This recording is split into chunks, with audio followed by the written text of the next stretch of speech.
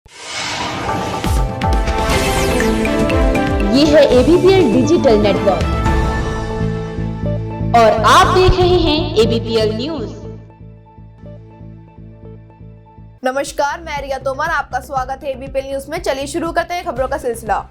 जनपद नैनीताल के सतखोल में पूर्व केंद्रीय मंत्री व कांग्रेस नेता सलमान खुर्शीद के घर पर हिंदूवादी संगठनों ने तोड़फोड़ और आगजनी की घटना को अंजाम दिया और उनके खिलाफ जमकर नारेबाजी की। वहीं पुलिस अधिकारियों का कहना है कि पूरे मामले की निष्पक्ष जाँच की जाएगी।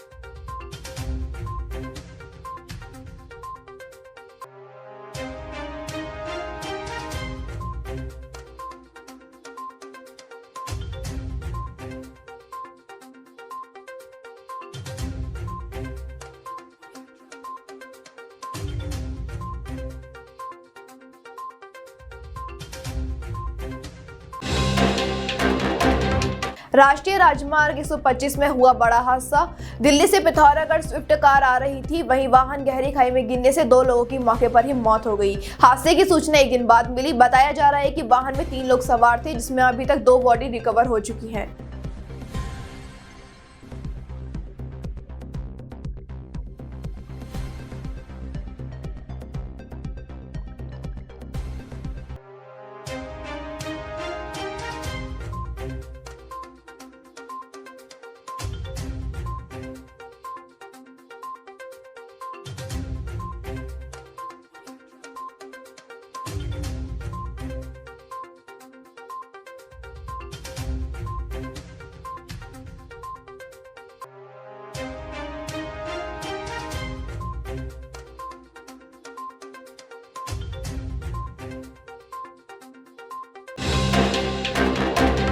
झबरेड़ा विधायक देशराज कणवाल के एक बार फिर बोल बिगड़े हैं। एक कार्यक्रम के दौरान विधायक उस वक्त भड़क उठे जब उनसे एक पत्रकार ने सवाल किया कि इस बार विधानसभा चुनाव में आपका टिकट कटने के चर्चे हो रहे हैं, तो विधायक देशराज अपशब्दों का इस्तेमाल करते हुए बोले कि जो कुत्ते ये भौंक रहे हैं उन्हें वो जवाब देंगे। आइए देखते हैं क्या है पूरा मामला। चर्चा चल रही है टिकट को लेकर आपकी, तो उस बारे में क्या कहेंगे कि टिकट इस बार आपको हो रहा है या नहीं हो रहा है? देखिए, जो कुत्ते ये भौंक रहे हैं कि मेरा टिकट कट गया है, जब टिकट हुआ ही नहीं, और वो कुत्ते जो ये भौंक रहे हैं कि कट गया है, तो कितनी सच्चाई है उनके टिकट में, वो तो आप जानते हैं ना।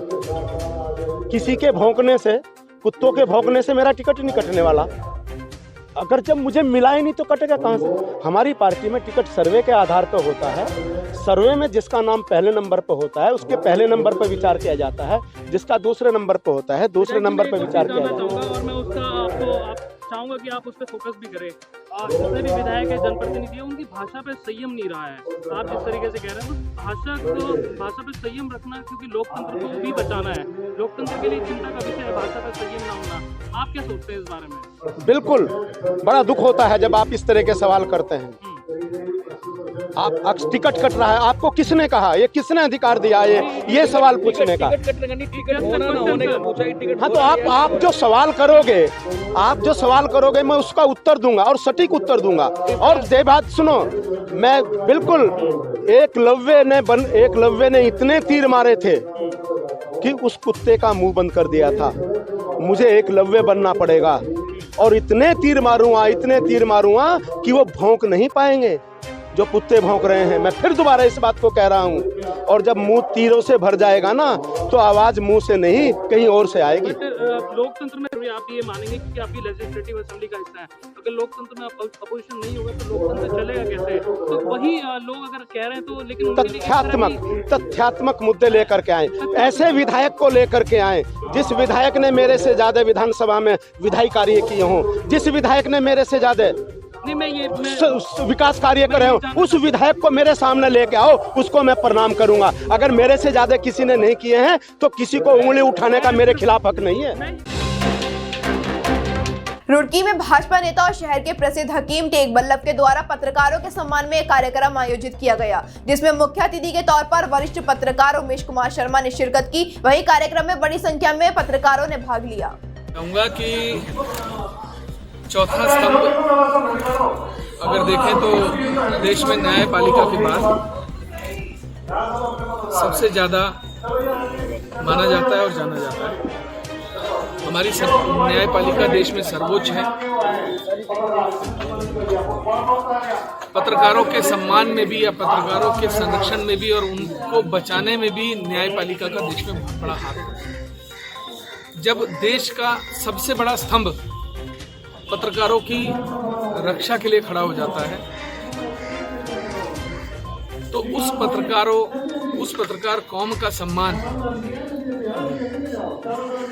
सब लोगों को करना चाहिए। इस तरीके की मुहिम जो आज शुरू की गई है कि सभी पत्रकारों को एक छत के नीचे लाकर, क्योंकि पत्रकारों को एक छत के नीचे लाना बड़ा कठिन काम है। आपस के झगड़े हम लोगों के जो है वो खत्म नहीं हो पाते। मैं सबसे यही बार बार एक बात कहता हूं कि आपस में मत लड़िए, संयुक्त रूप से रहिए, संगठन के तौर पर रहिए, तो आपसे ज़्यादा मजबूत कोई नहीं है। आज ये जो सम्मान किया गया है ये एक बहुत अच्छी पहल है। इस तरीके की पहल छोटे शहरों में होती रहनी चाहिए, क्योंकि इससे पत्रकारों का मनोबल बढ़ता है। जो दिन रात सुबह घर से निकल के उनको ये नहीं पता होता रात को आ पाएंगे नहीं आ पाएंगे, दिन रात मेहनत करते हैं, छोटी से छोटी और बड़ी से बड़ी खबर देश दुनिया तक पहुंचाते हैं, उनका सम्मान बहुत जरूरी है। इस तरीके की प्रथा जो शर्मा जी एक चीज है पत्रकार को ये मेरी बात चल रही है क्योंकि मैंने आज उसका जिक्र इसलिए किया था। जनपद उधम सिंह नगर के खटीमा में दौड़ प्रतियोगिता में प्रथम आई नीतू मौर्य को क्षेत्र की जनता एवं जनप्रतिनिधियों द्वारा सम्मानित किया गया। वहीं नीतू को सितारगंज की विधायक सौरभ बहुगुणा ने पहला स्थान प्राप्त करने पर 31,000 की नगद धनराशि के साथ एक साइकिल तथा प्रमाण पत्र देकर सम्मानित किया। बहुत अच्छा लग रहा है कि मैंने कल अपना प्रदर्शन किया, जिसके यहाँ पर सर ने काफ़ी अच्छा प्रोग्राम किया, मेरे को सम्मानित किया। मुझे बहुत अच्छा लगा कि अगली हर बार में ऐसा होगा तो शायद मैं अच्छा परफॉर्म दूँगी हर जगह। मेरे जो कोच सर हैं वो काफ़ी मुझे अच्छा ट्रेन करते हैं, मॉर्निंग में वर्कआउट भी अच्छा देते हैं, जिसके बदौलत मैंने आज यहाँ पे रेस जो हुआ उसमें फर्स्ट 7 मीटर की रनिंग थी, जिसमें मैंने 11 मिनट 30 सेकेंड में कंप्लीट कर दिया। 600 के समथिंग गर्ल्स आई थी रनिंग। छोटे से क्षेत्र की बालिका नीतू मौर्य ने हमारे क्षेत्र का नाम रोशन किया है। कल एक रेस हुई थी जिसमें लगभग 650 छात्राओं ने भाग लिया था। बहुत कम समय में मात्र 11 मिनट कुछ सेकंड में 3 किलोमीटर की रेस जीतकर इसने हमारे खटीमा का नाम रोशन किया है। इन्हें वहाँ के विधायक सौरभ बहुगुणा द्वारा 31,000 रुपये देकर सम्मानित किया गया। एक साइकिल भी मिली इनको। हम इनके उज्जवल भविष्य की कामना करते हैं। खटीमा में आज इनको बुलाया, इनको माल्यार्पण करके इनको मिष्ठान वितरण कराकर और एक छोटी सी शील्ड देकर हमने इनका उत्साहवर्धन करने का प्रयास किया। और आगे हम सरकार से ही मांग करेंगे कि ऐसी प्रतिभाओं को आगे एक मंच दे, उनको आर्थिक सहायता दे, ताकि आगे जाकर हमारे खटीमा क्षेत्र का नाम रोशन करें। मैं देता हूँ नीतू मौर्य जी को, क्योंकि ये निरंतर प्रैक्टिस करते हैं। सुबह 4:30 बजे 3-4:30 बजे मुझे कॉल करते थे, सर आज क्या करना है। इनको मैं फ़ोन पे वर्कआउट बताता था। कभी कभी मुझे टाइम नहीं मिलता था तो मैं कह देता था आज ये कर लेना, कल ये कर देना। ऐसा निरंतर वर्कआउट करेंगे तो परफॉर्मेंस वही होता है, perfect man, practice man perfect हो जाता है। कितने बच्चों को आज तक ट्रेनिंग दे चुके हैं? मैं 400-500 बच्चों को ट्रेनिंग दे चुका हूँ। खटीमा में आम आदमी पार्टी के पूर्व प्रदेश अध्यक्ष एवं खटीमा 70 विधानसभा के प्रभारी एस कल्याण ने प्रेस वार्ता कर भगवंत मान के खटीमा आगमन की तैयारियों को लेकर जानकारी दी। वहीं 17 तारीख को होने वाली किसान संकल्प यात्रा के साथ बताया कि नशे के खिलाफ बच्चों की दौड़ करवाई जाएगी। तैयारियां कर ली गई हैं। हम पहले तो एक नशे के विरुद्ध अपने खटीमा में जो नशा फैल रहा है उसके विरुद्ध एक बच्चों को बुला के रेस करवा रहे हैं, जिसमें जनता को जागरूक करेंगे कि नशा छोड़ो सेहत बनाओ, इसलिए करेंगे। उसके बाद भगवंत मान जी उनके लिए प्राइज डिस्ट्रीब्यूशन करेंगे। और यहाँ कुछ ठारू समाज से कल्चर से औरतें आएंगी और वो ठारू समाज के कल्चर को बढ़ाएंगी। फिर पर्वत समाज से औरतें आएंगी, वो पर्वत समाज के कल्चर के बारे में कुछ भगवंत मान जी को सम्मानित करेंगी। और ऐसे करके काफ़ी हमारी तैयारी हो चुकी है। और इस चीज़ को लेते हुए हम लगभग यहाँ से 12 बजे के लगभग 11:30 बजे यहाँ से जो यात्रा है वो निकाल देंगे। 11:30 बजे यात्रा निकाल दें और उसको सितारगंज तक लेके चलेंगे। पूरे जोर शोर से हमारी तैयारी होगी। तो हमारी जो 17 तारीख की रहेगी वो सितारगंज, नानकमता और सितारगंज इनमें है। पहले जो अभी शुरू हुई है वो आज दिनांक 15 को जसपुर, काशीपुर और बाजपुर के लिए हुई है। और 16 को है गदरपुर, अपना रुद्रपुर, विदिशा। ऐसे करके पूरे उधम सिंह नगर में बहुत ये यात्रा है। उत्तराखंड लोकसभा चुनाव 2022 को लेकर हल्द्वानी हॉट सीट पर कांग्रेस के दिग्गज नेता मैदान में उतरते नजर आ रहे हैं। हल्द्वानी में 3 प्रमुख दावेदारों को लेकर अब तक कशमकश जारी थी, जिसके बाद उत्तराखंड पूर्व मुख्यमंत्री हरीश रावत के बयान के बाद हल्द्वानी सीट में कलेश शुरू होता नजर आ रहा है। अभी जिस तरीके से हमारे बीच में डिम्पल पांडे जी ने पार्टी ज्वाइन की थी और जिलाध्यक्ष के रूप में हमारी पार्टी में कार्य कर रहे हैं, मैं उनका भी बहुत बहुत आभार व्यक्त करता हूं। आज उनके और महानगर अध्यक्ष के नेतृत्व में आज हमारे निर्मला आर्या जी ने आज पार्टी का दामन थामा है और समाजवादी परिवार में मैं इनका बहुत बहुत स्वागत करता हूं।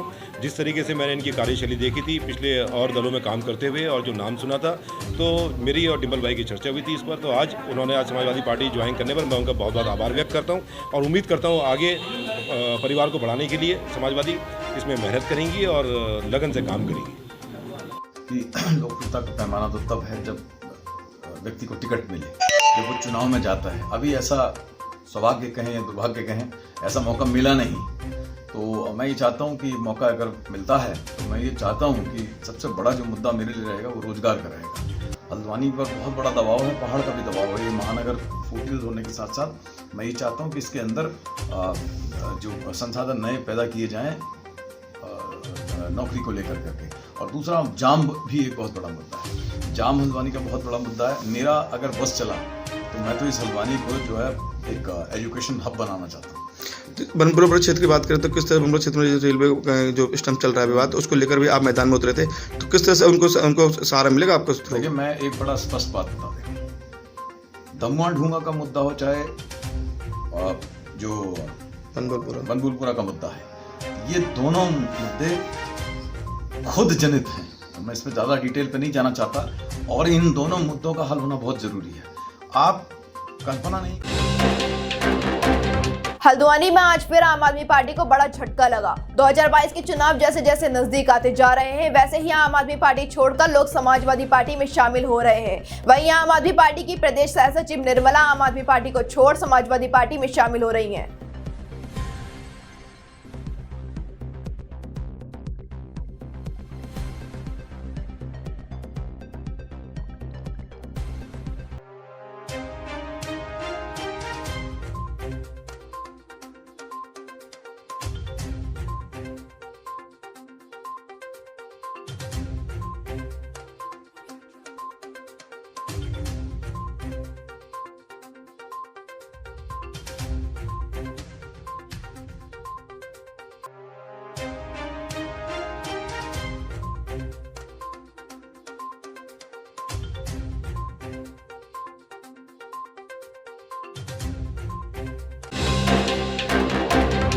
एक तरफ जहां मिशन 2022 को लेकर राजनीतिक दल अपनी तैयारियों में लगे हैं और जनता को तरह तरह से लुभा रहे हैं, वहीं निर्वाचन आयोग भी मतदाताओं को जागरूकता मिशन के तहत जनता को जगाने के प्रयास में जुटा है, जिसके तहत जसपुर तहसील में एसडीएम कार्यालय के सामने निर्वाचन आयोग द्वारा देहरादून से मतदाता जागरूकता अभियान के रूप में कार्यक्रम किया गया। वहीं 18 साल के युवक युवतियों से मतदान की भी अपील की गई। जिनका कार्यक्रम है हम लोग 15 तारीख से 22 तारीख तक कुमाऊं के पूरे रीजन में हम लोग घूमने वाले हैं और एक बहन हमारी गढ़वाल में घूम रही है। हम लगभग 24 शहर कुमाऊं के कवर करने वाले हैं। अभी यहाँ के बाद हम काशीपुर जाएंगे, फिर बाजपुर, फिर गदरपुर, फिर किच्छा, ऐसे करते करते पिथौरागढ़ वगैरह होते हुए पूरा हल्द्वानी, नैनीताल, तब हम लोग वापस देहरादून। अच्छे से सबने बहुत अच्छे से वेलकम किया है और सबसे अच्छी बात ये हो गया तहसील दिवस भी था, तो जितने भी सब लोग थे सब यहाँ पे ऑलरेडी अवेलेबल थे। बहुत अच्छे से सबने वेलकम किया, अच्छे से प्रोग्राम हमारा भी हो गया है। अब यहाँ से हम लोग आगे बढ़ेंगे काशीपुर की तरफ।